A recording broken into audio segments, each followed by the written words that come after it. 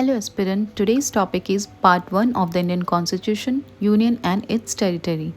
Indian constitution का part 1 article 1 to 4 हमें बताता है कि इंडिया की आइडेंटिटी क्या है और उसका टेरिटरी स्ट्रक्चर कैसे डिफाइन होता है.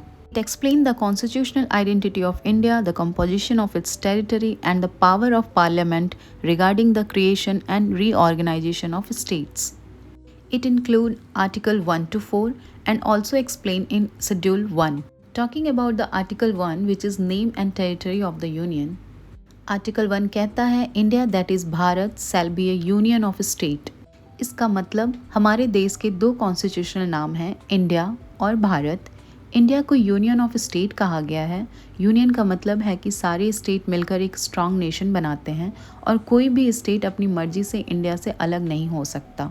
The union is indestructible while the states are not. No state has the right to succeed from India. The territory of India consists of states, union and territories that may be acquired in future.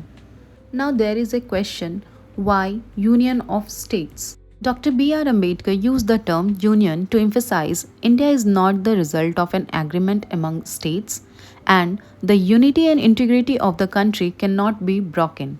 Now talking about the Article 2 which is admission or establishment of new states.